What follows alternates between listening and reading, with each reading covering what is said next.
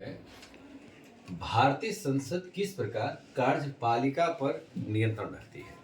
प्रश्न है, भारतीय संसद यानी व्यवस्थापिका कार्यपालिका पर नियंत्रण कैसे रखती है, यानी संसद कैसे कार्यपालिका पर कंट्रोल करती है, नियंत्रण रखती है, क्या संवैधानिक व्यवस्था है, इस पर चर्चा करनी है। संसद के भीतर संविधान में वर्णित व्यवस्था नहीं है, फिर भी उसे कुछ प्रस्ताव ऐसे हैं जो संसदीय नियमानुसार चलता है। संसद को चलने के लिए 389 कानून अलग से बनाए गए हैं और 389 कानून के तहत ही कोई प्रस्ताव आता है, किसी प्रस्ताव पर मतदान होती है, किसी पर चर्चा होती है।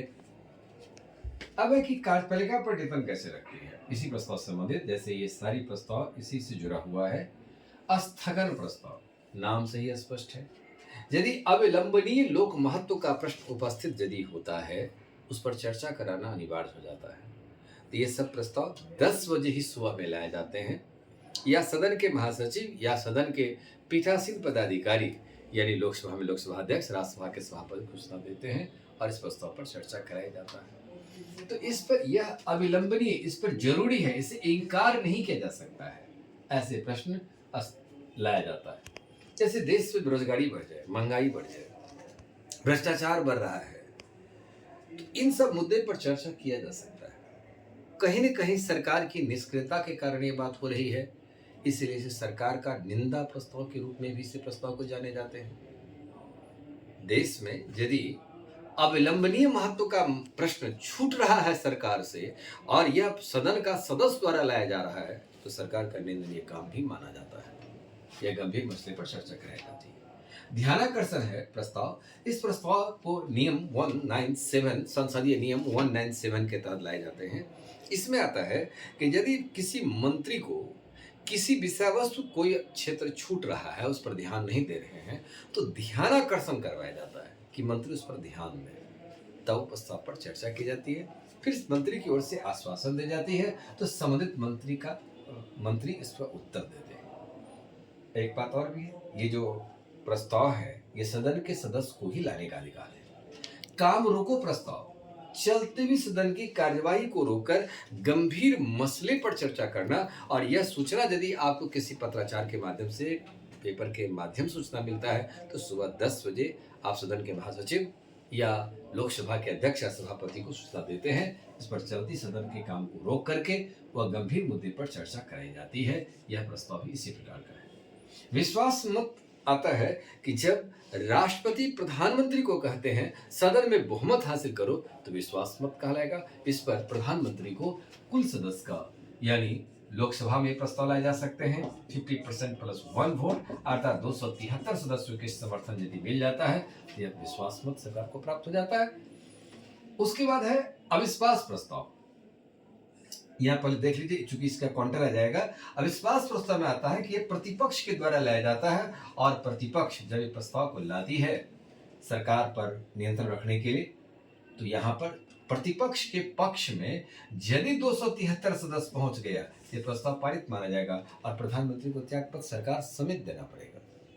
यह प्रतिपक्ष के द्वारा लाया जाता है। अल्पकालीन चर्चा, सप्ताह में 2 दिन चर्चा होती है, मंगलवार और गुरुवार को चर्चा होती है। यह कुछ समयों के लिए किसी गंभीर मुद्दे पर चर्चा कराने की बात आती है, उस समय इसका निर्धारण बाद में किया जाता है और समय निर्धारण करके उस पर चर्चा कराया जाता है। अविश्वास प्रस्ताव जो कहे, यह प्रतिपक्ष के द्वारा लाया जाएगा। प्रतिपक्ष का सदस्य 50 सदस्य लिखित प्रस्ताव से लोकसभा अध्यक्ष को सूचना देते हैं। लोकसभा अध्यक्ष फिर कहते हैं कि इस प्रस्ताव पर चर्चा किया जाए, तो 10 दिन के भीतर इस पर चर्चा कराया जाएगा, नहीं तो यह प्रस्ताव ही प्रभावहीन हो जाती है।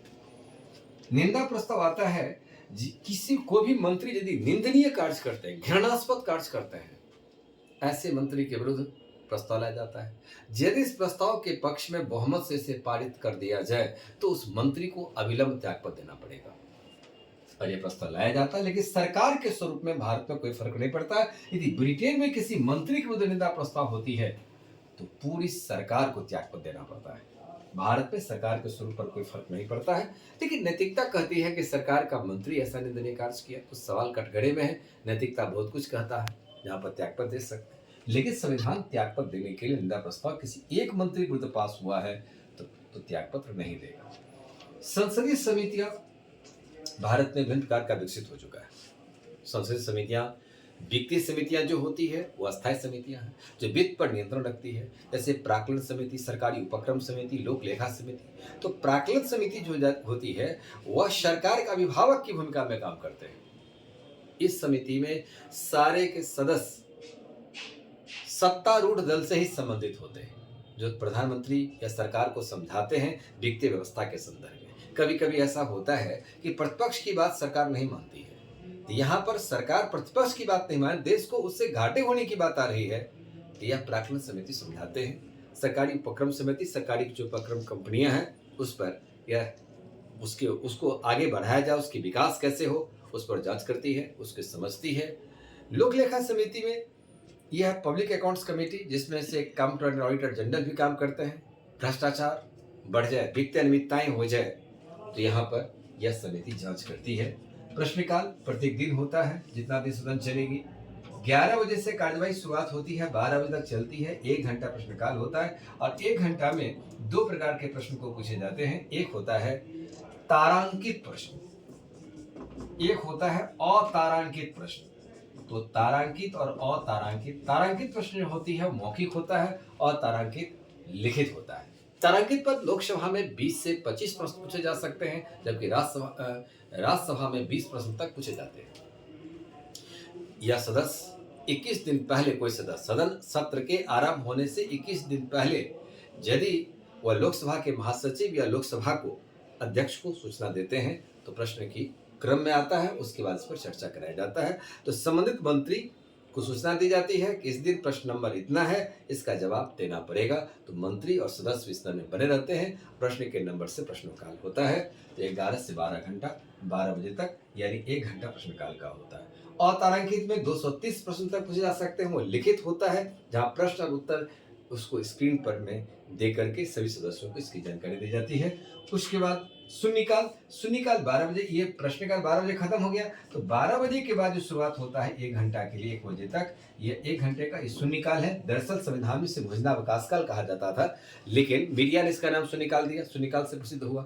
देखिए, अब सवाल यहाँ पर उठता है कि शून्यकाल में किस प्रकार के प्रश्न पूछे जाते हैं। सदन को जानकारी नहीं रहती है, लेकिन कुछ ऐसे गंभीर प्रश्न पूछे जाते हैं जो शून्यकाल में चर्चा किया जाता है। लोकसभा अध्यक्ष इसको अरेंज कर देते हैं। जब सुबह 10 बजे इनको सूचना दी जाती है तो अरेंज कर देते हैं, बारी बारी से प्रश्न को पूछा जाता है। इसमें जरूरी नहीं है कि मंत्री उत्तर भी देते हैं, लेकिन जो सदस्य सदन में बने रहते हैं उन्हें उत्तर देना होता है। क्योंकि 11 बजे प्रश्न सदन चलती है और उन्हें 12 बजे भूख लग जाएगी, तो ये बात नहीं होता। अब सदन में बने रहते हैं। कैंटीन की व्यवस्था भी है। जब हमारा देश की संविधान चली थी तो 2 घंटे की शून्यकाल होती थी, लेकिन अब उसको घट करके 1 घंटा कर दिया गया। महाभियोग प्रस्ताव, ये भी मैंने नंबर में रखा है कि 11, ये जो है 11 नंबर महाभियोग प्रस्ताव।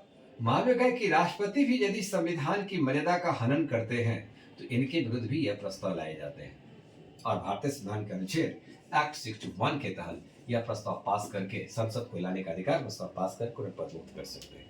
इन पर भी नियंत्रण रखते हैं ताकि राष्ट्रपति भी संविधान की मर्यादा के अनुसार ही कार्य कर सकें। आधे घंटे की चर्चा जो है, जैसे अभी आप देखिए, जैसे प्रश्नकाल और प्रश्नकाल में यदि कोई मंत्री के प्रश्न के उत्तर से संतुष्ट नहीं हुआ तो वहां पर 2 अतिरिक्त सदस्यों की सूचना के साथ अध्यक्ष से गुजारिश की जाती है कि अध्यक्ष महोदय आधे घंटे की चर्चा बढ़ा दी जाए। तो सप्ताह में इसकी 3 दिन आधे घंटे की चर्चा कराई जाती है, जो शाम 6 बजे उस कार्यवाही खत्म ना हो करके 6:30 बजे खत्म होती है। यही है आधे घंटे की चर्चा, जो सप्ताह में 3 दिन, सोमवार, बुधवार, शुक्रवार, ये 3 दिन इसकी चर्चा होती है। सभी दिन इसकी चर्चा नहीं होती है। इस प्रकार से भारतीय संसद कार्यपालिका पर नियंत्रण रखती है और भारत में संसदीय शासन है। कार्यपालिका संसद पर उत्तरदायित्व होते हैं, इसलिए प्रधानमंत्री भी तब तक सदन में बने रहते हैं जब तक उत्तरदायित्व धारणा के तहत, जब आपके पास बहुमत होता है, ये बहुमत संसद से ही तय होती है।